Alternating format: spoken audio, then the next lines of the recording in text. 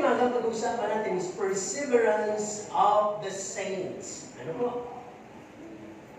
Na ibig sabihin ng word na perseverance, pagtsatsaga, sigasig, pagtitiis, pagpupursige, at pagpapatuloy. And the saints, being mentioned here is tayo po yun. Amen po ba?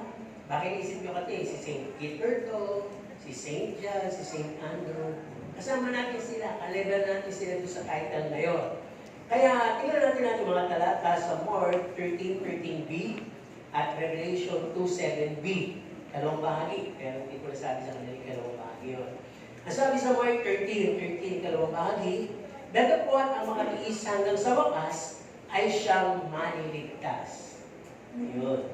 At sa Revelation of Aya 2 verse 7, ikalawang bahagi, ang sabi, ang magtagumpay ay siya kung papakainin ng punong kahoy ng buhay na nasa paraiso ng Diyos. Alam mo ninyo, siguro katandaan, may punong kahoy ng buhay. Di ba, natandaan niyo yung pinagbawalan si Eva at si Adan na huwag ninyong kakainin yang bunga ng punong kahoy na nasa gitna na nagbubunga ng kaalaman ng masama at mabuti. At doon din naman yung puno ng buhay. Di ba? Pero yung pinili nilang kinain, kaya may kamatayan.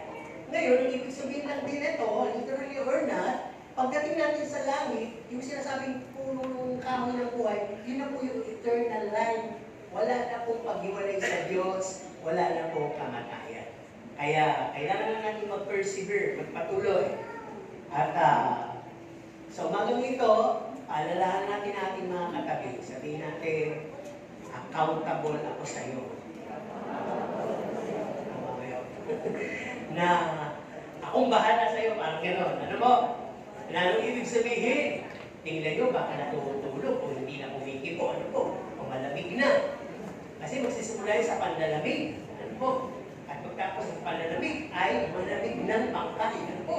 Kaya kailangan mainit tayo for us to stay alive. Amen po ba? Kaya ngayong mga, sabi nga, the people of God will persevere. Sino ba ang people of God dito? Amen tayo lahat, bayan ng Diyos. Ano po? Kaya nga, dito sa mga kilalang-kilala natin na nakala po sa Bible. O, sila Moises, sila Elijah, sila Noah. Ang sabi nga, silang lahat ay itinadhana. O, nagkaroon ng predestined. Ano po? Silang mga tinadhana ay tinawag. Silang mga tinawag ay pinawalan sala. Silang mga pinawalan sala ay niluwalhati ay sa Romans 8 verse 13. Bear with me, napakahati ko talaga ng lalamunan ko. At ang sabi nga po dito, andito tayo sa punto ng tayo'y predestined. Itinagda na tayo. Ano po? Pero, huwag natin kakalimutan yung tinatawag na free will. Ano daw? Yung malaya nating kalooban. So kung titignan po natin, the saints will and must persevere in faith. Ang mga saints o tayong mga mananampalataya, Kristiyano ay kinakailangan at dapat magpatuloy sa pananampalataya nang may pagsunod na nagmumula din sa pananampalataya. So malinaw. Ang sabi din, the election is unconditional. Sinabi ko na kanina yan. Yung mga inihalan, tingnan niyo yung mga katabi. Qualified bang ihalan yan? Eh dun sa politiko, di ba narinig natin yung sino yung mga ihahalan ninyo? Yung mga inihalan ninyo nung nakaraan, may pinagsisihan ba kayo? Nalalaman ninyo na yung mga flood control project, siguro may mga nagsisisi dyan. Kaya hindi dapat pumahalan ng sikat na. No, ang hirap din kasi. Minsan biglang lilitaw na lang yung pangalan, hindi mo natin talaga sila kilala. At minsan, dahil wala lang tayong may sulat na pangalan, kaswerte naman nasusulat na pangalan. So naihalal din. Pero tayo ay talagang inihalal ng Panginoon. Sabi mo sa katabi mo, you are elected. Biruin mo, pinili ka ng Diyos. Sige, sabi ko, biruin mo, pinili ka ng Diyos. Pero naku ko, higit ka pa, huwag kang pinagpana. Kaya yan ako matutulog ka. Diba? Hindi nyo na sinabi yung reviewing words, ha? Reviewing words. Kaya ngayong umaga, sabi nga dito, no? You being elected by God is unconditional. Walang binasihan ng Panginoon. Kung ikay bitikas, mayaman ka, o karapat-dapat ka sa akin, wala. Lahat tayo, inihalal. Pero yung kaluwalhatian, hindi. Yun ay hindi natin basta makukuha unless we persevere. O tayo po yung magpatuloy.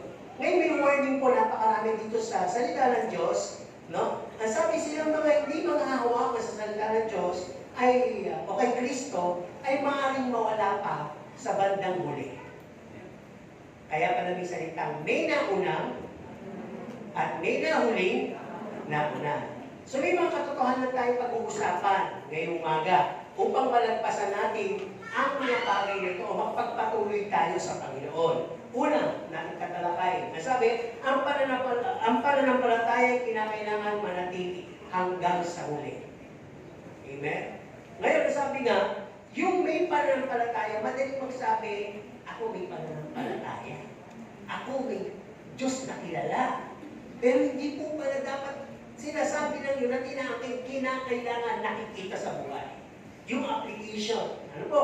Kaya sabi, ang ating pananampalataya ay ginamit ng Diyos ang gospel bilang instrumento upang ma-preserve. Ano yung word na ma-preserve? Mapatagal, mapanatili ang pananampalataya natin at lumago pa ng lumago. Kaya sabi, meron tayong tinatawag na fight the good fight of faith. Sino bang active ngayon doon sa fighting the good fight of faith? Sino ang lumalaban ng mabuting pakikipaglaban para sa kanyang pananampalataya? Ibig sabihin, yung masigasig talaga siya. Kahit na magulo ang paligid, kahit na ang daming alok ng paligid, kahit na nakapasilaw ang paligid, kahit na kahihali-halina ang paligid, hindi siya nakakalimot sa Diyos. Pinaglalaban niya ang kanyang paninindigan, relasyon at pananampalataya sa Diyos. Yun po yun. Ang ibig sabihin. Kaya sabi, there is a fight of faith to be fought. No? Hindi rin sinasabi mong may faith ka. Hindi rin sinasabi mong may Kristo ka. Nasabi nga, the elect will fight that fight sa pamamagitan na rin ng grace ng sovereign God. Biruin mo, mag-grasya sa iyo para magawa mo yun. You God who is sovereign. Pag sinabi na God who is sovereign, isang matalinong Diyos, hindi pwedeng tanungin, hindi pwedeng questionin ang lahat ng mga pinagsunod-sunod ng pangyayari. Kung ano man ang nilala niya sa buhay mo, pagsubok man ito, kahirapan man ito, alam niya ang huli. He is a sovereign God. Kailangan lang natin mag-appreciate, kailangan lang natin pumaloob at mag-persevere, magpatuloy. Ano po? Kaya dito may paalala si Pablo sa 1 Corinthians 15 verses 1 and 2. Pinakita dito ni Pablo yung necessity of perseverance. No? Ang sabi nga niya, kung hindi kayo manghahawakan sa mga salitang aking sinasabi o pinapangaral sa inyo, ay mapapawala kabuluhan ang inyong paglakad o paniniwala. Kaya malinaw na sabi, kung ang ibig sabihin lamang, pinapakita na para bang may false start ang bawat Christian life. Hindi porke naligtas ka na, ay tuloy-tuloy ka na. Kaya nga meron pong kwento sa Matthew 15, verse 20 to 22, yung parabula ng nag-aasik ng binhing. Di ba? Kunin natin yung dalawa doon. Ang sabi yung nahasik doon sa katuhan. Ang sabi, tinanggap niya naman ng may kagalakan, pero hindi siya nagugat dahil wala naman lupa. Ngayon, nasabi din dito, hindi siya nakatagal sa mga persecution at sa mga tinatawag na cares ng buhay. Kaya, ano nangyari sa kanya? Namatay. Yun naman nahulog sa tinikan, ano po, ay may lupa daw, kaya lang yung tumubo ay ininis ng kanyang kapaligiran. Ibig sabihin yung pressures of life, cares of this world, yung deceitfulness of this world, lahat yun na-choke. Yung butong yun, o yung binhing yun, bagamat nagkaugat, tumubo, ay nawala pa rin. So yung dalawang binhi na hinahalin tulad yung sa mga mananampalataya na tumanggap ng salita ng Diyos, tumubo ng kakapiranggot, o lumago ng kakapiranggot, pero nawala. Ano po? Kaya, sabi ni Pablo, maliban na panghawakan niyo ang aking mga sinasabi sa inyo, mga pamamaraan ko sa inyo, o baliwalain niyo, hindi kayo makapagpapatuloy at ang inyong pananampalataya ay walang kabuluhan. Ano po? At dito makikita natin, pag sinabing hold fast to the Word of God, that we may persevere. Bibigyan ko ng mga ilang talata na magbibigay katunayan. Sabi sa Colossians 1:21 to 23, minsan kayo'y mga kaaway ng Diyos, malalayo kayo sa Diyos, ang inyong mga pag-iisip ay karnal, marurumi, ngunit sa pamagitan niyang kamatayan ay pinadala niya kayo at inirap niya kayo walang dungis. Diba? Ang ganda nun. 2 Timothy 2:11 to 12, dapat ang pasabi, kung tayo namatay na kasama niya, tayo ay bubuhayin kasama niya. At kung tayo ay makapagpapatuloy o mananatili hanggang sa wakas, tayo ay maghaharing kasama niya. Diba? Ang ganda. Mark 13, no? Sino mang makatiis hanggang sa huli ay maliligtas. Revelation 2:7, no? Sino man ang maging tapat hanggang sa kamatayan ay bibigyan ko siya ng korona o putong ng buhay. So, ibig sabihin, yung mga bagay na ito, no, being supported by the Word of God, tapos, hindi ko pa napapag-isip, yung Holy Spirit, binigay sa atin.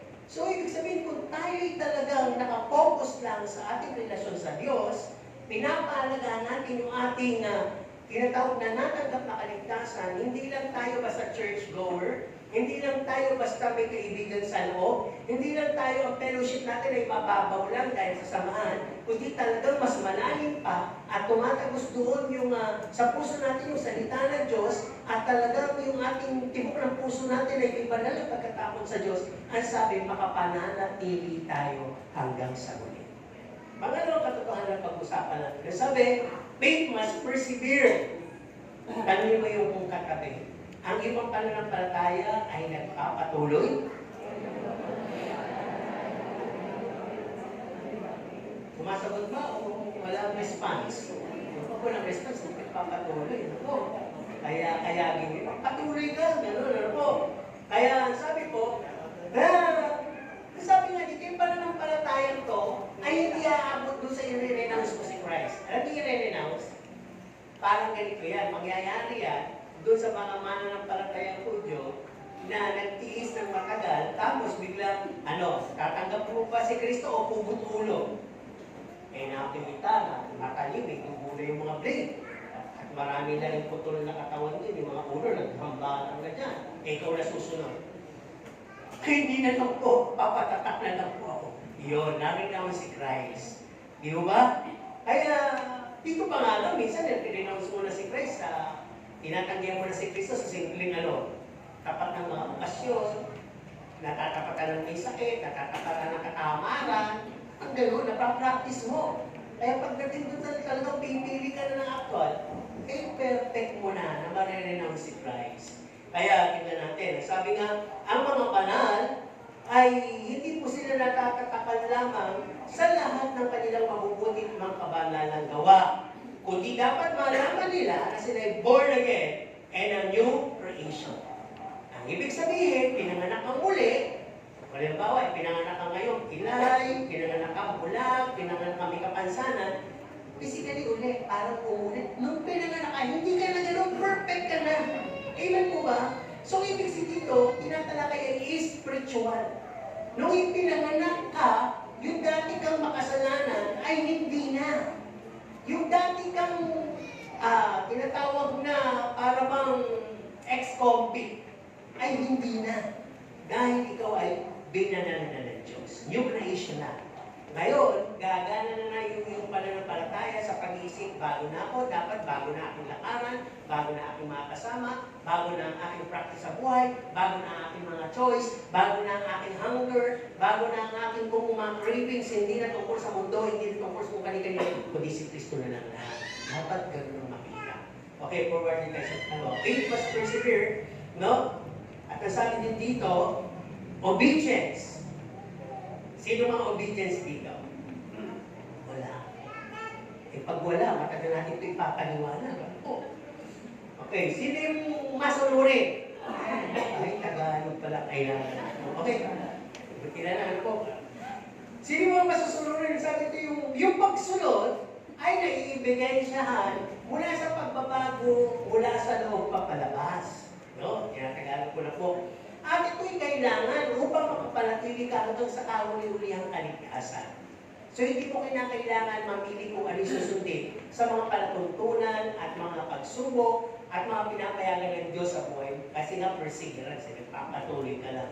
So meron po dito na talata si Pablo sa Filipos 3:12. Natalakay na natin to. Sabi nga ni Pablo, hindi dahil sa tinanggap ko na, no? Hindi dahil sa ganap na ako. Pero nagsusumigasig ako na para maging akin talaga yun. Para pag hindi po sinabi ng Diyos na sa buhay na walang hanggang ka na. May mga pagpapala ka na. Hindi po sinabi na prente na lang ako. Ay kinakailangan, sabi ni Pablo, ay gumawa ako sapagkat ako'y inangkin niya at gusto ko siyang maangkin. Parang gano'n. Sa pag-ibig, di ba hindi pwedeng isa lang yung umiibig? Yung isa wala. Ay, hindi pag-ibig yun. Kailangan pareho kayo in love. Di ba parang gano'n ang gusto sabihin ni Pablo? Hindi porke mahal niya ako. Eh, kampante na ako. Mahalin ko pa rin siya. Para makuha niya. Kinuha niya na kasi ako eh. Dapat makuha ko din siya. Yun yung kasimplihan na sinasabi ni Pablo dito. Hindi sa porke sinagot niya na ako. Parang gano'n. Hindi sa porke niligtas niya na ako. Ayun. Hindi porke tinanggap ko na siya. Kundi kinakailangan magsumigasig talaga ako. Ngayon, ang sabi nga dito, yung mga pinawalang sala sa magitan ng pananampalataya, hindi ibig sabihin hindi na kayo magkakasala. Di ba? Sino dito hindi na nagkakasala? Gagawin natin ano dito, Diyos. So lahat nagkakasala. Kung nasa tingin natin, may naiisip na tayo, di ba? Tapos, sige, tumingin kayo sa paligid. Sige na, tumingin kayo na magkasala kayo, go! May mga gusto magkasala, tumingin talaga, di ba? Kasi nga, may makikita ka dyan, tulog. Sabi nga ng isang pastor, iba yung natin, kasi dahil yung mga tulog, baka pagod, baka may sakit. Di ba? Baka hindi nakatulog kagabi. Hayaan nyo na lang sila ang gustuhan ng Diyos. Huwag na kayo, di ba? Ngayon kung may magagawa ka, tapikin mo na lang. Di ba? Pero kung malayo sa'yo na dapat mong gawin. A. Batuhin. B. Panalangin. O, di ba? Lord, sa kapangyarihan ng banal na Espiritu, gising mo siya. Di ba? Parang gano'n. Ako'y ba't hindi kikilos ang kapangyarihan ng banal na Espiritu? Tuloy tayo. No? Iba, sabi ko, hindi porke Kristiyano, hindi ka na magkakasala. Pero sabi nga ni Pablo dito, hindi sabi tinanggap ko na. Pero nagsusumigasig ako. Ang ibig sabihin para sa akin, that we be morally changed and walk in newness of life. May pagsumikapan natin ito, may mga pagtuntunan. Ang sabi dito, strive for peace with everyone and for the holiness, Hebrews 12:14. Pagsumikapan natin maging mapagpayapa sa bawat isa. Huwag tayo konting kibot, pikod. Alam niyo yun? Kahit sa church, konting kibot, konting paningkit, konting kibot, galit, konting kibot, tampo. Hindi tayo dyan tinawag. Tinawag tayo sa pagpapabanal. Kaya anong bagay ang pwede maging distraction dun sa holiness, iwan natin yun. Hanapin natin, habulin yung kapayapaan. Pangalawa, if we live according to the flesh, we will die. But if the Spirit in us, we will be putting death to the deeds of the body, and we will live. Romans 8:13. Nasabi, yung flesh, yung laman, ay sikapin natin patayin. Hindi literally, spiritually. Ano sabi, tayo ay mag-isip more on spiritually kung paano ba tayo lalakas sa Panginoon at doon lang natin mapapatay yung tinatawag na gawa ng laman. Kaya sabi, pag nabuhay tayo sa laman, mamamatay tayo. Pag nabuhay tayo sa Espiritu, talking about the Holy Spirit living our lives, mabubuhay tayo. Okay, ano pa sabi dito? Know the works of the flesh. Alam nyo na yung gawa ng kasalanan. Magbigyan lang tayo ng halimbawa. Ano ba yung mga gawa ng kasamaan? Ano? Pakikiapit. Ano pa? Services? Pagpatay. Ano pa? Pagnanakaw. Ano pa? Pagsisinungaling. Ano pa? Pag-inggit. Pagka-inggit. Ano pa? sa Diyos. Sige, sabihin niyo po lahat ng ginagawa niyo. Go! Sabi nga ni Pablo, oo, ganyan kayo dati. Ayun naman, ayaw niyo bang sabihin?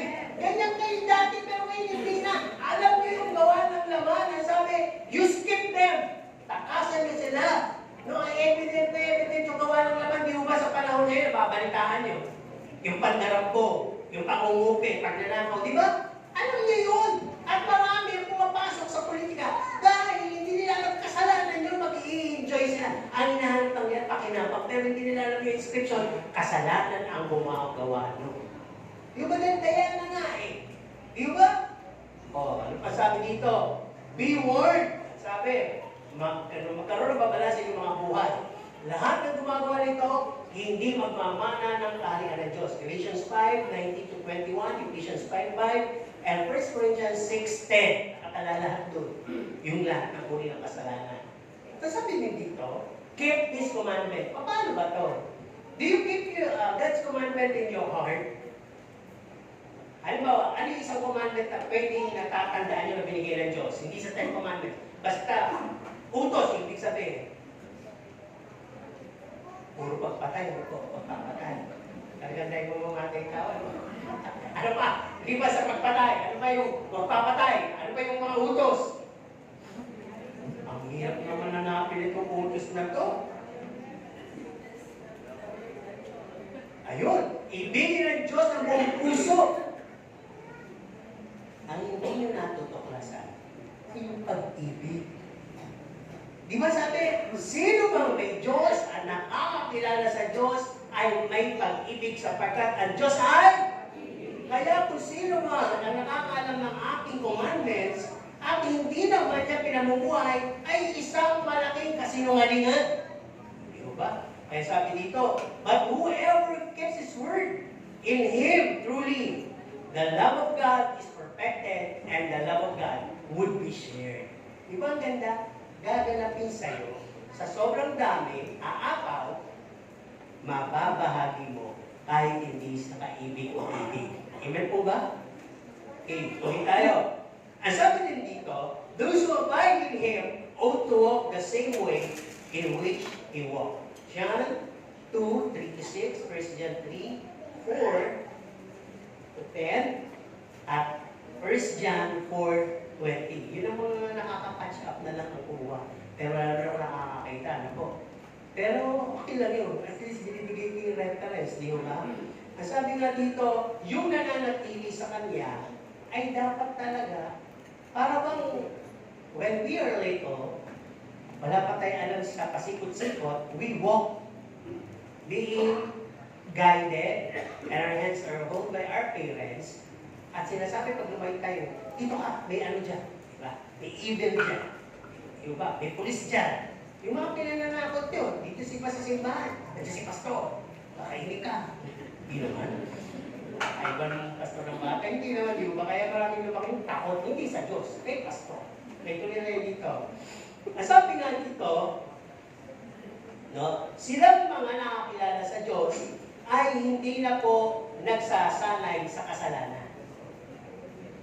Anong wala? Paano sinasabi na nagsasanay tayo sa kasalanan? Uy, mga gumagawa. Ang ibig sabihin nito, nag-i-enjoy. Ano mo mamaya, may practice tayo mga kabataan. Ano yung practice ng kabataan? Halimbawa, di ba kahit pinapawisan ka, kahit dami niyang gumagawa eh. Todo, sa'yo ka, dahil practice nga yun eh. Kaya ganito yan. Minsan may panawagan ng mundo, mag-practice tayo sa kasamaan. Meron din naman nasabi kasamaan. Mag-practice tayo uminom, makakastakas sa ating magulang, magtambay-tambay, magbarkada, mag-ating classes hanggang na-practice mo at na-perfect mo. Galubhasaan. Ang gano'n. Pero tayo nga, hindi natin pinapractice o inaalagaan yung kasalanan. Kundi ang pinapractice natin ay yung kabanalan. Sino lang pra-practice na kabanalan? Sino taas ang mga kamay? Marami pa hindi nagpa-practice. O mamaya may practice po ng pagpapabanal. Ano po? Matin kayo. Ay, ibig sabihin, pagsanayan yung kabanalan. Paano daw pagsasanayan yung kabanalan? Pag ang Holy Spirit ay nasa iyo, nakapagsalita ka ng minsan na, ang yapo naman na ito, biglang yung, ano ba na sinasabi? Hindi na yun yung mga dapat mong sinasabi. Nakuha ninyo? Ay, oo nga. No? Kahit nasabi no, nung conviction na yun, napapractice mo ngayon na, ang vibrate ka. Ganun na. Hindi ka na persing. Blessing ka na. Di ba? Dapat ma-practice mo yun na hindi ka na taklesa, kundi takpol ka na. Hindi ka na nakakapanggilit ng leeg o nakapapatay sa salita, kundi nakabubuhay ka na. Tama po ba? Hindi ka na taga-gatong o taga-gatong, kundi ikaw ay taga-patay na ng sunog. Pwede ka nang gantimpalaan na dakilang bumbero. Spiritual na bumbero. Di ba? Kaya dapat malaman natin yan na may pinapractice po tayo, and practice makes, sabi ko nga, hindi perfect eh. Practice makes permanent. Tama? Hindi lang perfect. Permanente. Magiging andyan na yan lagi. Okay, ito pag-uusapan natin. God's elect cannot be lost. Sino dito ang mga inihalal ng Diyos? Nasa kamay, gustong makita yung mga ligaw. Hindi yung mga hinilagtas sa kamay na ligaw, di ba? Kasi pinatataas yung mga hinalal ng Diyos eh. Sino yung mga hinalal ng Diyos? Yung mga hindi nagtaas ng kamay, huwag kayo magagalit, ligaw kayo. Sa question pa lang, naliligaw na kayo. Tama? Kasi sabi na dito, that's why may eternal security nga tayo eh. Na tayo po'y naligtas, hindi na dahil sa mabubuting gawa, kundi dahil sa biyaya. Di ba? Sino ka para iligtas? Ikaw na sinungaling, ikaw na magnanakaw, ikaw na nangangalo niya, ikaw na nangungupit, ang daraya, ikaw na pumapatay, ikaw na rapist. Bibigyan ka ng Diyos ng pagkakataon maligtas. Di ba ngayong naligtas ka at nasa kanya-kanya, at iyong tinatawag ito, iyong pinipersevere, pinagpapatuloy, hindi ka mawawala ng isang uli. Amen po ba? Hindi ka mawawala. Kasi sa ang i-explain nito, sabi, God will so work in us that whom He has chosen for eternal salvation will be enabled by Him to persevere in faith to the ends and fulfilled by the power of the Holy Spirit. Yung mga inalan ng Diyos ay i-enable niya siya mismo. At yun yung salita, pag ikay patuloy na nagbabasa, patuloy na nakikinig, patuloy na nananalangin, at patuloy na hinahanap mo siya, He will enable you and empower you given by the Holy Spirit. Kaya mawawala ka ba? Diba yung Holy Spirit, guide yan, teacher yan, light yan, truth yan. E paano ka mawawala? Kaya nga sabi dito, silang mga inelect ng Diyos ay binigyan din ng Diyos ng mga pangako. Sino dito may pinapangawakang pangako ng Diyos? Nag-uugat na ba yan sa puso ninyo? O puro declaration pero walang basihan? Nag-uugat na. Dapat makita na nag-uugat yan. Kasi kung yan nag-uugat, lumaki na yan at nakumunga na yan. Tama? Tuloy. Ang sabi, silang mga inihalal, God's saving work is infallible. Hindi nagkakamali. And the new covenant commitment are irrevocable. Yung lahat na tinanggap po natin hindi kailanman mali.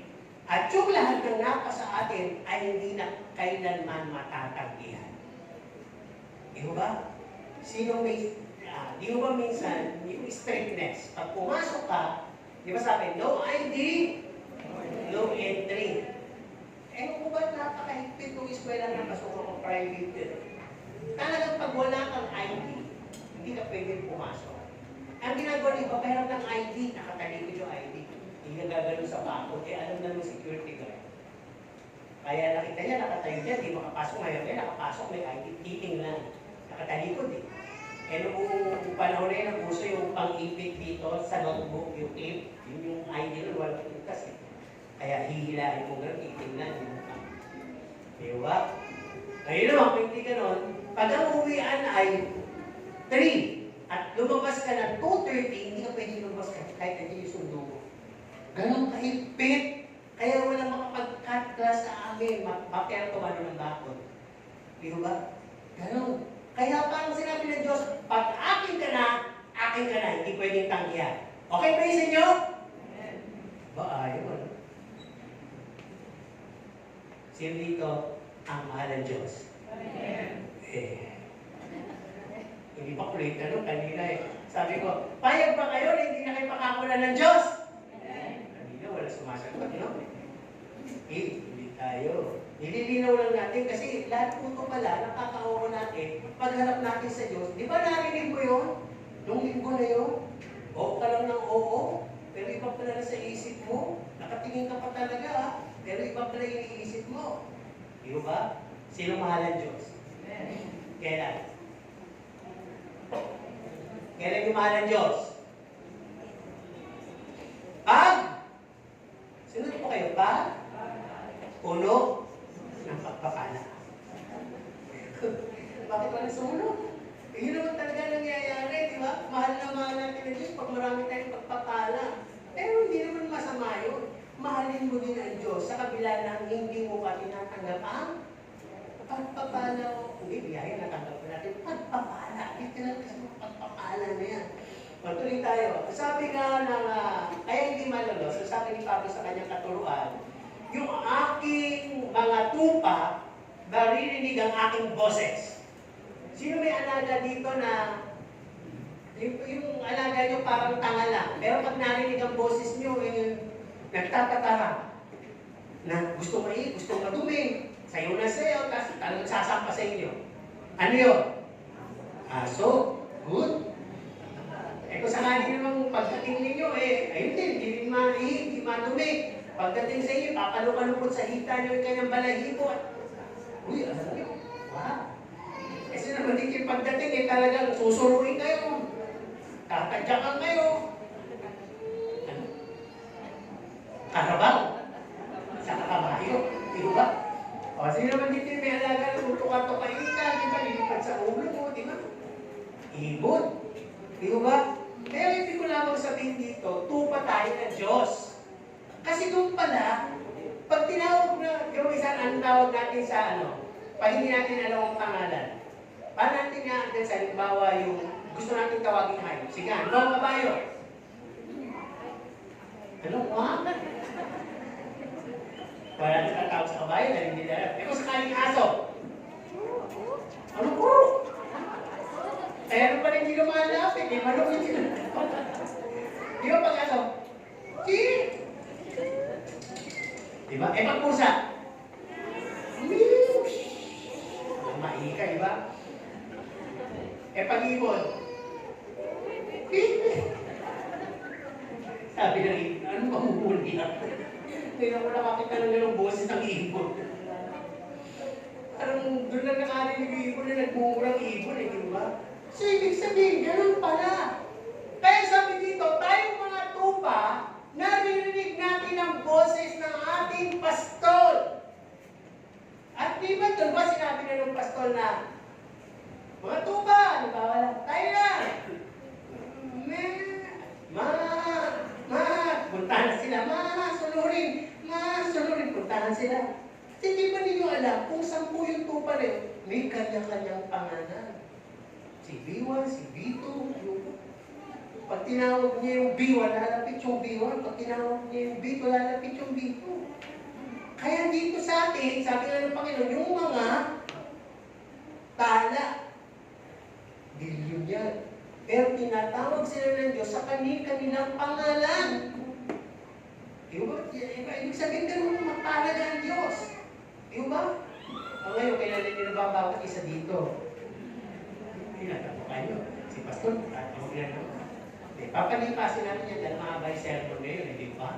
So, ang ibig lamang sabihin ng Diyos dito, ni Pablo sa kanyang katuruan, ang aking tupa, naririnig ang aking pirig, no? Kilala ko sila, sumusunod sila sa akin, at bibigyan ko sila ng walang hanggang buhay.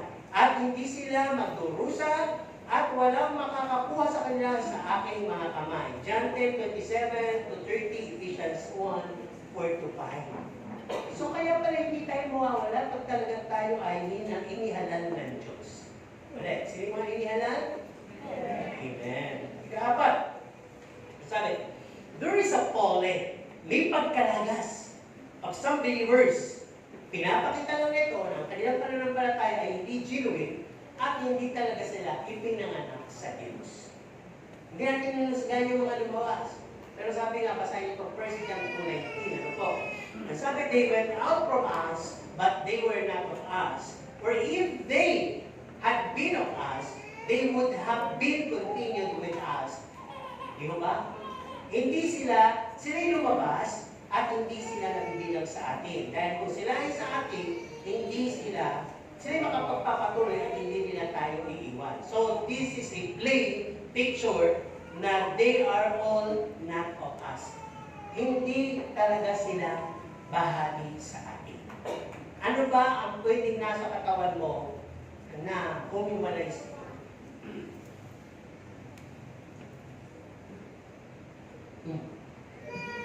Ano yung pwedeng nakapagkit sa iyo na pwedeng humiwalay sa iyo?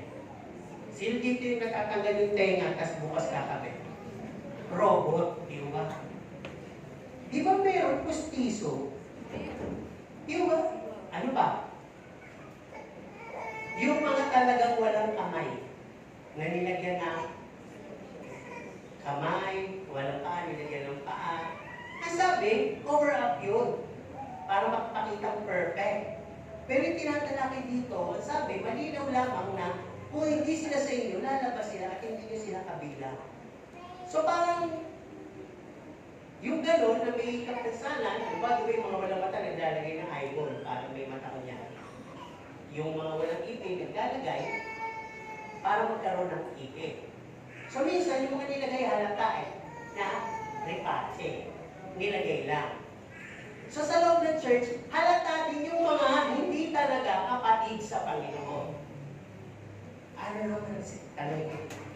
May mga kilala ba kayo o nag-aabli ba kayo lahat dito kapatid natin sa Panginoon? Kilala nyo? Doon na sa pag hindi nyo pagsisalita Sino yung mga magsasabing hindi lahat ay kapatid sa Panginoon? Wala din. Ang hirap na sa mga puro pipero po. Wala. Sige, sino dito naniniwala na lahat ay mahal ng Diyos? Doon tayo magaling. Di ba wala tayong pakialam? Hindi natin inaalam kung itong kaluluwa na ito ay malalim ba? Itong kaluluwa ito, naglalaro lang ba? Itong kaluluwa ito, talagang kumikilala sa Diyos. O itong kaluluwa ito, nakikitambay lang dito sa loob. Dapat alam pa na natin yun. Kaya nga tayo binibigyan ng discernment. Hindi para iyaid siya. Pag nalaman mo gano'n siya, panalangin mo siya. At doon tayo magkakaroon ng genuine work sa harap ng ating Panginoon. Kaya masabi dito, being sheep of Jesus means being chosen by God, given to the Son, whom He laid down His life, at talagang buhay na tinatakanan ng Diyos, wala nang makakakuha sa iyo. Sino dito naniniwala siya ay sa Diyos? Kung sakasakaling tatanungin ko kayo, ano ang pwedeng puwersa, rason ng makuha kayo sa Panginoon? Ano kaya? Wala?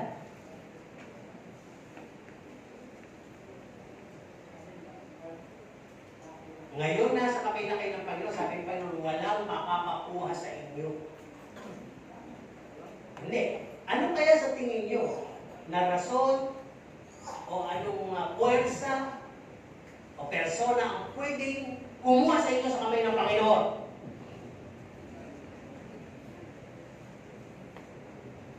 Hindi po kasama yung mga super friends dito.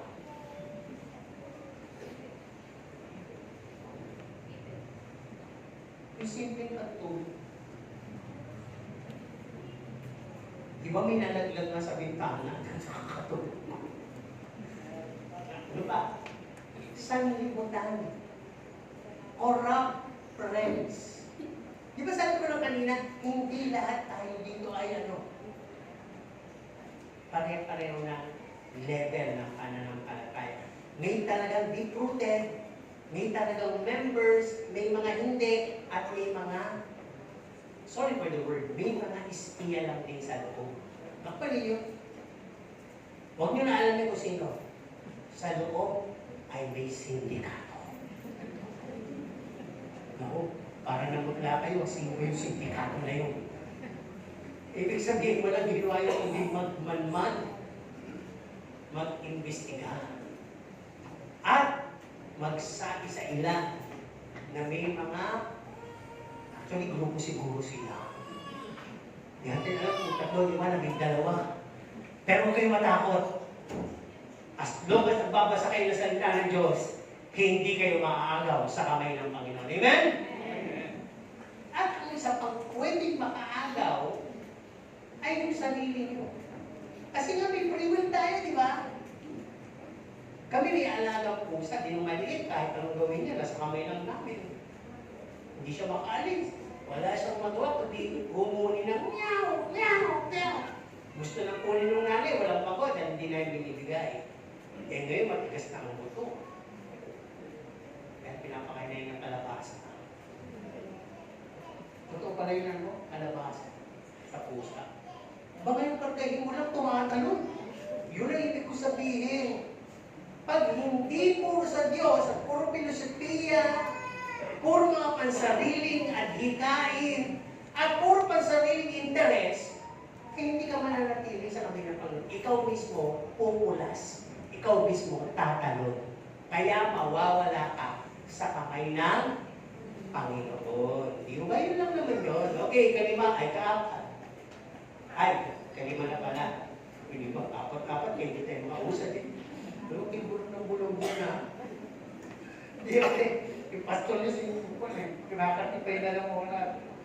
Kung pwede nga. Kaya ako nagdalo ko na iyan naman po ako sumina. Okay, kalima. Ang sabi dito, God justifies us completely through the genuine act of saving faith. Ginanap na tayo ng Diyos ay pinawalan sala. Sabi natin sa ating katabi, congratulations. Bakit daw? But congratulations! Bibili mo lang ng sana. Yung katabi kong pagkasukan, sakdan. Hindi na sasakdan. Sakdan na. Di ba? Ganap na. Pinawalang sana. Kaya ito yung genuine act of God. Ang Diyos naman pwedeng gumawa ito kaya genuine. Ngayon, magsasort out to sa tinatawag na paglago ng pananampalataya kung papatuloy ka. No? Magpapakita to ng bunga as evidence. Ayun. Ang ibig sabihin pala dito ng pinawalan sala, no? Nung unang naniwala ka kay Kristo, tinanggap mo siya, you are now united with Christ in union. Isa na kayo, para kang kinasal kay Kristo. Kaya dapat po, yun yung isip ni Kristo, yun ang isip mo. Kung saan naglalakad si Kristo, yun ang nilalakaran mo. Kung ano yung nais ni Kristo, yun din dapat ang nais mo. Kung ano si Kristo, dapat yun ka na. Diba sabi nga, ang buhay na binubuhay ko ngayon ay hindi ko na buhay, kundi buhay ni Kristo na binigay niya sa akin. Diba ba? Kaya yung righteousness, you're being counted dahil kaisa ka ni Kristo. Kaya kung tingnan ka na Diyos Ama, you are righteous in His sight. Ngayon ang basihan nito, ay tinanggap mo kasi si Kristo, kaya nagkaroon ka ng relasyon sa kataas-taasang kabanal-banal ng Diyos. Di ba? Kaya napakalinaw din. Sabi dito, yung man's obedience, no, upang gumawa ng kabutihan, maglingkod sa Panginoon, at gawin pa yung kung ano ng mga tinatawag na virtuous act. Hindi po ito ang pinag-uusapan nito. Part lang po yun. Dahil naging righteous ka, yun lang talaga yung bunga. Ang pinag-uusapan po dito ay yung tinatawag na relasyon mo kay Kristo. Tinanggap mo siya. Kaya yung role ng faith ay hindi para mag-perform ka ng something virtuous at rewardan ka ng Panginoon. Bisa sa mga bago natin sinasabi, maglingkod ka, magkaroon ka ng pagpapala sa Panginoon. Tama naman yun eh. Wala naman maling pakinggan yun. Maglingkod ka, magkaroon ka ng tahanang malaki o mansyon sa kalangitan. Tama naman din yun. Pero mas tinitingnan pala ng Panginoon, yung faith natin hindi lang doon, kundi sa pagsunod, hindi lang doon, kundi tinitingnan ng Diyos na yung faith mo tinanggap kay Kristo, na yung hindi mo kayang ay ginawa ni Kristo. Kaya yung hindi mo kaya gawin na ginawa ni Kristo, paano ginawa mo na? Example, kaya mo magpapako? Sino kaya magpapako? Yung parang Andres Bonifacio. Tatanggal ang damit, hindi atak mo. Apako, hindi atak mo. Apako, akamay, hindi atak mo. Di ba parang ganun? Sino matapang? Di ba may mga nagpapapako? Actually, walang faith yun. Hindi yun ang gusto ng Panginoon. Di ba hindi na tayo kailangan magpapako sapagkat ang sabi ng isang talata, I have been crucified with Christ. Napako na akong kasama ni Kristo. Yung hindi mo kayang gawin na ginawa ni Kristo. Nang manampalataya at tinanggap ko siya, yun yung faith mo, yun yung mainam. Yun na po yung nangyari. Hindi mo kailangan pag-ipunan ng lakas ng loob, ng lakas ng katawan, para pagdating sa mahal na pagpapako ako. Hindi ganun. Ano po? Ginawa na ng Diyos. Okay, the role of obedience here is, in our justification, ay magpakita tayo ng evidence of faith authentically. Dapat genuine. Yung natatala sa langit yung pananampalataya mo. No? Ano ibig sabihin niya? Example natin. The sovereign God, Word of God, giving us new birth, creation, new heart of faith, at magpapakita ng bungang nananatili. Ano yung mga bunga ng Banal na Espiritu? Sige nga. Love na lang tayo. Sino may love? Ilan love? Iba? Nagbubulaklak pa rin hanggang ngayon. Sabi, paano pa kayo bulaklak ng bulaklak? Ayaw naman magbunga. Okay. So sabi niyo, bunga na mas marami mong narinig ay pag-ibig. Nananatili ba yung pag-ibig? Baka sinapitas na yan. Di ba? Ang ibig ko sabihin, pag sinabing pag-ibig, mahal mo itong tao ito, gawang ka man yan ng hindi maganda sa mga susunod na mga panahon, mahal mo pa rin siya. Kaya, yun yung bunga na nananatili. Pero kung itong tao ito'y mahal mo na dahil binibigyan ka at nang hindi ka na binibigyan, sinusumpa mo na, lanta ka na. Hindi ka na naman. Kaya sabi, ang bungang galing kay Kristo ay ang bungang mananatili ng matagal. Amen? Simple lang yun. Okay, punta tayo sa pang-anim. Dami nito eh. Okay. Sabi, God works to cause His elect to persevere. Baka may choose pala ang Diyos para kanyang mga inihanan tayo ay makapagpatuloy, makapagtiis at manatili. Kaya simple lang, logically, pag ang isang Kristiyano sumuko na, hindi pala niya in-endorse o hindi niya in-acknowledge, kinilala na ang Diyos ay nakasuporta sa kanya. Na ang Diyos, bagamat may pagsubok, nandun ang Diyos. Di ba sabi nga sa Romans 1 Corinthians 10:13, na hindi ka bibigyan ng Panginoon ng pagsubok na hindi mo kaya malagpasan. Sakaling hindi mo kaya, ang Diyos mismo ang pupunta para sagipin ka. Tingnan nyo, di ba gawa ng Diyos yun? Pinayagan niya. Pero nakita niya ikaw ay parang nalilito, naliligaw, gusto mo lang umiyak, kinuha ka niya ulit. Diba? Kaya may biglang sabi dito, we are not left ourselves in the fight of faith. Habang pala tayo lumalaban, pinaglalaban ng mabuti, paglaban sa pananampalataya, we have the assurance, no? Rooted sa ating puso, dapat mapugat sa puso natin na may sovereign love na galing sa Diyos ang nagpe-perform upang malakaran natin ang mga bagay na ito sa buhay natin. Tignan nyo, papasahin ko napakaganda. Jeremiah 32 verse 40. Ang ganda nito.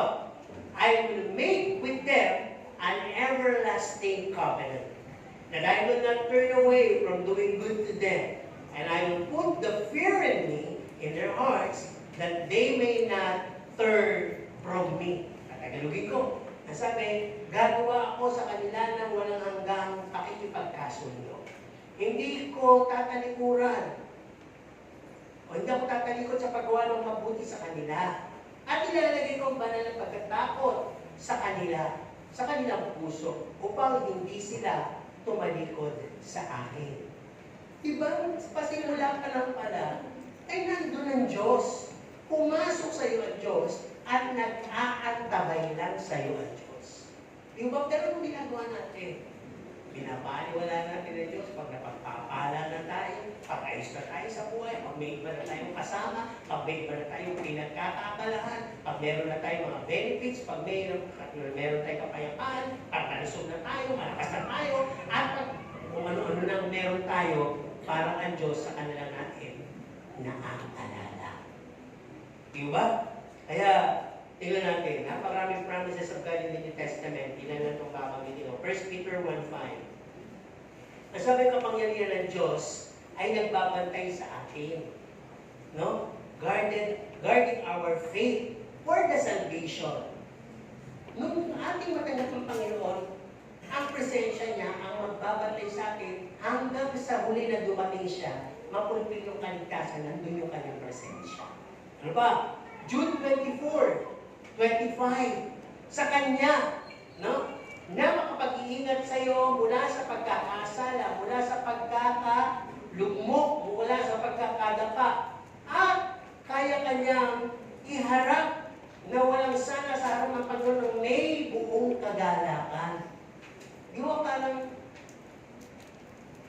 isa kang magnakaw, lute, isa kang rapist, isa kang killer, biglang sabi nitong Panginoon, halika, punta tayo doon sa bahay na aking ama.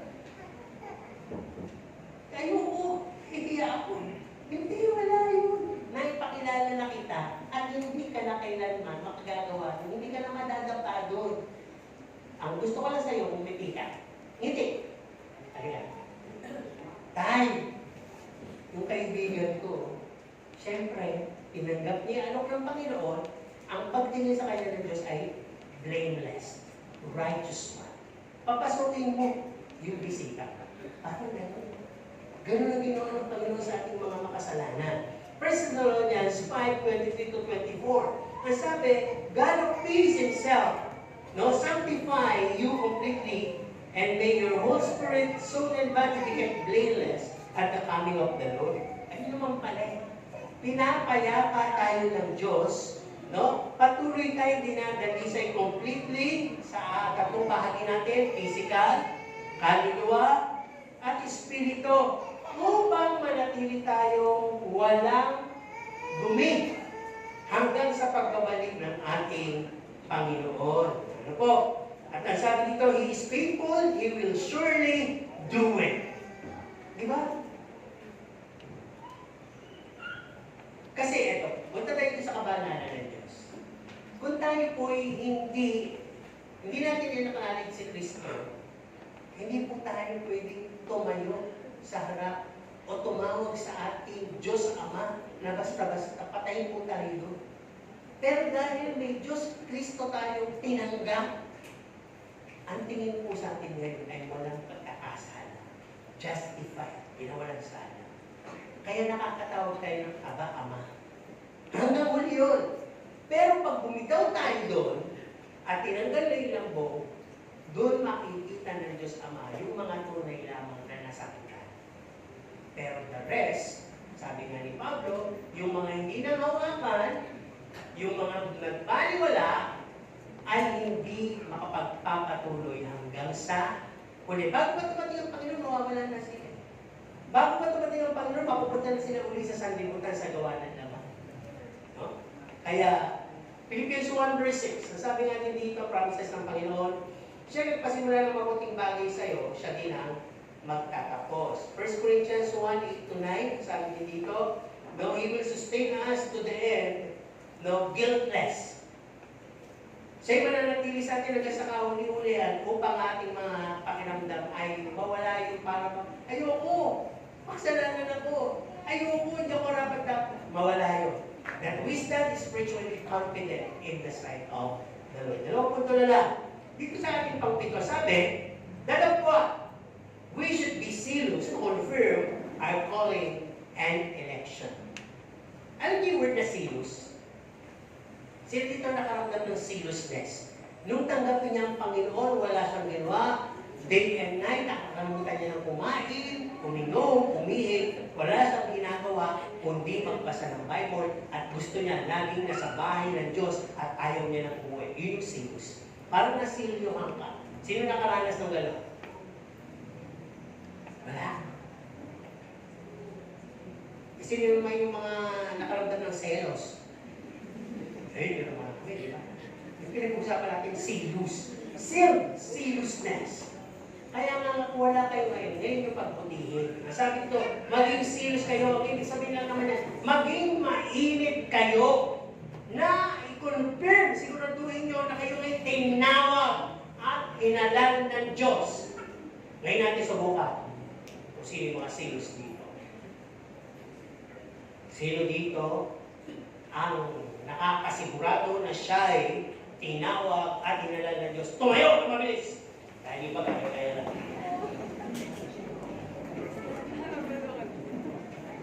Okay yung muna. Hindi naman pali. Ang sabi nga dito, 2 Peter 1:10-11, we are more diligent to confirm your calling and election. Be more diligent. Maging ka talagang masikap na alamin kung talagang ikay tinawag at inihalal. Meron pa presidenteng hinalal ka, wala kang ginawa, hindi matulog. Utos ka lang ng utos. Walang ganun, mahahalata ka. Kaya nga kung Kristiyano ka, dapat alam mo yung posisyon mo, alam mo yung work mo, alam mo yung advocacy ni Kristo, at dapat unti-unti ka pumanong sa advocacy niyo. Di ba? Kasi sabi nga dito, for if you practice these qualities, you will never fall. Pag nanatili sa isip mo na ikay hinalan, tinawag ng Diyos, hindi ka babagsak, hindi ka magtatapak, hindi ka mawawala.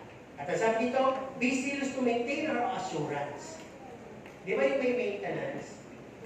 O gamot, hindi ka nakakalimot uminom. Makalimutan mo ba? Ay, hindi ako kakain mo yun. Hindi ako nakainin ng maintenance. Parang ganun. Di ba? Ay, hindi ako nakapagbasa ng Bible. Ay, hindi ako nakadasal. Oh Lord, patawad, magkadasal ko. Parang gano'n. Pero pag hindi mo na miniminti na yan, okay naman pala, kahit hindi ako magdasal eh. Hindi ako nabubulong na. Kahit hindi ako magdasal, nagigising naman ako sa umaga. Abay, kahit naman hindi ako nagdadasal, malakas naman pala ako.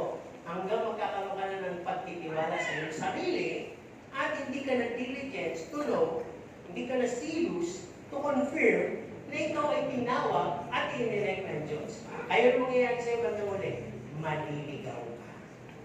Diba? Di ba yung kantang, trust in you with all of my heart, to lean not on my own understanding. Yun ang mangyayari pag nawala ka kay Kristo, hindi mo na-confirm yun, you will just lean on your own understanding. Ay, ito oras kong gusto maglingkod sa Diyos. Ito araw kong gusto maglingkod sa Diyos. Ay, ganito lang ang gusto ko sa Diyos. Ay, ganito lang ang Diyos. Di ba? Hanggang makita mo, wala ka na. Wala ka na sa instruction ng Diyos, wala ka na sa guidance ng Diyos, para tuntunan mo na ang nangyayari. Di ba? Okay, tuloy. Masabi dito, its divine power has granted us to grow in faith, virtue, knowledge, self-control, steadfastness, and godliness, brotherly affection, and love. 2 Peter 1:5-7. Kaya pag meron ka nito at natin nananalaitay sa isip mo na inihalal ako ng Diyos, tinawag ako ng Diyos, yung mga binanggit ko na yon, fruits of the Holy Spirit, plus yung mga godlessness, righteousness practice, mananatili lang sa buhay mo. Kitang-kita na naglulumiwanag ka. Amen? At hindi mo napakalagpas yun. At ang sabi dito, the sin in you is put to death in your lives by the Spirit. Yung daw buto o ang tawag doon, binhi ng kasalanan lang sa'yo ay mamamatay na. Kaya ito tinawag na binhi ng kasalanan. Di ba, tayo hindi naman tayo nagtatanim ng damo eh. Sino hindi nagtatanim ng damo? Malaman ko. Pero ang damo ay ano? Tumutubo. Di ba? Merong grass cutter. Grass cutter. Maya malago na naman. Minsan binunot mo na, after 1 month, pero na naman. Parang ganun pala yan. Ang ibig sabihin dito, sabi ni Pablo, bakit ganun? Yung ayaw ko, yun yung ginagawa ko, yung kasalanan. Pero yung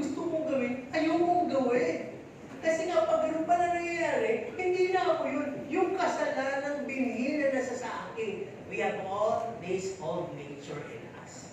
Kaya kung hindi natin laging bibigyan ng space ng Holy Spirit to convict us, to work in our lives, at hindi po natin laging lalagay sa isip natin, elected ka, called ka ng Diyos, ay pwede tayong magpabaya at hanggang yung mga damo na yan lumako, yung kasalanan ng binhi na yun sa'yo, ay manatiling alipinin ka. At hindi mo nalaman, dumating ang Panginoon na iwan ka patuloy. Di ba? Dahil ito sa mga bagay na yun. Kaya isa pa rin goal dito sa Galatians 5 verse 6. No? Na yung goal of love, yan pala, ay napakahalaga yung subject na love. The goal of love is joyfully pursued. Di ba? Para bang, yun yung mahalin mo. Pwede ba yun? Anak, yun yung mahalin mo. Pwede ba yun? Sino dito yung nagano? Ano yun yung mahalin mo? Pero hindi mo mahal. Diba? Eh, siyempre sabi mo lang, yun yung mahal ko eh. Yung tinuturo ng magulang, minsan, mahal yung anak. Kaya yung sinunod na anak yung sarili niya, banda mo na nakita niya, niloko siya. At iniwan, sinagip na yun siya nung tinuturo ng magulang. No? Diba? Parang ganun minsan tayo. May binibigay ang Diyos na tama sa atin. Pero minsan magpili tayo. O ngayon, para matakpan yung lahat ng issue na yun, wala kang pipiliin kundi, hindi na po totoo sa shota, wala kang pipiliin kundi lahat ibigin. Yung umiibig sa'yo, yung hindi umiibig sa'yo, yung mabait, yung hindi mabait, ibigin mo, and be pursued joyfully. Tuloy mo lang na may kagalakan. Amen? Sabi niya, tayo pa rin. Diba? Talagang gano'n, selfless. Wala ka kasi hihingin kapalit. Tama. Basta ang goal mo lang, ibigin. Ituloy na ibigin. And the last part, perseverance is a team work. Sabihin nga natin, perseverance. Sabi natin. You're my co-teammate. Sabihin natin. Yung palang pagpapatuloy ng mga banal, pagsusumika, pagpupursigi, at pagtitiis, hindi lang pala ikaw. Dapat tayo sa katawan ni Kristo ay may kating. Nakuha ninyo? Para ba kung mahina to, palakasin ko. Pag mahina ka, palakasin kayo. Parang gano'n. Nang ibig sabihin, God never meant us to fight alone the good fight of faith. Kaya nga tayo may patotoohan eh. Kaya nga tayo may palakasan. Kaya nga tayo may panananginan. Kaya nga tayo mayroong pagsasaan ng alam, may pag-ibig para lumakas tayo. Bunga ng gawa ng iba o gawa natin sa iba. Sabi ni Pablo, no, sa 2 Timothy 2:10, I endure everything. Lahat talaga. Nalagpasan ko, nagpatuloy ako for the sake of elect. Alang-alang sa mga hinirang. Nang sila din naman ay tumanggap ng kaligtasan, that is in Christ. Matanggap din nila yung kaligtasan na kay Kristo hanggang sa walang hanggang kaluwalhatian. So Hebrews 13, o Hebrews 3:12 to 13. Masabi, take care of your brothers and sisters in here. Kung may nalalaman kayo na gumagawa ng evil, kung may nalalaman kayo gumagawa at magiging rason na mawawala ang isa sa wayin niyo. Sa titig. At mabuhay kayo na may pagpapaalalahanan, panananginan, pagpapalakasan, at ang sabi dito, ay mailid yung bawat isa, hindi para malaglag. O, huwag niyo maitulak ang bawat isa para malaglag, kundi mailid yung makabalik doon sa kamay ni Kristo nang wala nang makakuha pa. Tama? So may role pala tayo sa loob. Teamwork tayo dito. Hindi porke malakas ka, wala kang pakialam sa iba. Ayaw mo na sila panalangin. Ayaw mo na sila kamustahin. Ayaw mo na silang lapitan. Kasi baka ikaw lang ninihintay nila para makilala at para meron silang maging partnership in prayer. Di ba? At maging accountable sa kanila at sila sa'yo. Kaya napakalinaw. Sabi nga po dito, exhort one another every day. Pwede ba yun? Sumagot kayo. Pwede ba yun? Pwede naman. May cellphone nga kayo eh. Kung sabihin hindi kayo nagme-messenger sa bawat isa. O baka naman ang inyong room sa inyong messenger puro chismisa. Ubo lahat. Malaki kayo lalaki, kung di buhay ng may buhay. Ay wasakin ninyo yung ano na yun, o yung pagsasama namin sa messenger na yun, yung group na yun, group chat. Gamitin niyo yung group chat sa pagpapalabas. Amen po ba? Sino may ka-chat? Uy, bigla wala ng ka-chat. Sino may ka-chat? Oo, yun ang magaling. Ginagagamit mo ba yan? Sa'yo kalalakas ang kapwa nyo? O saan kayo hihina ng ibang kapwa nyo? Yun yun. Pagka puro chismisan kayo dyan, may napapanghina kayo. And don't stand by your side that you are righteous. Pag gumagawa kayo ng gossip, gumagawa kayo ng issue within that chat group, nagiging pa kayo ng instrumento para maitulak ng iba para mawala. Yun yung sinasabi dito na hindi kayo makapagpapatuloy bilang saints. So reminded sa ating lahat, no? Maging tayo matsagain, masigasig, mag-iisip, maging mapursigihin at mapagpatuloy sapagkat tayong lahat ay binanal na ng Diyos.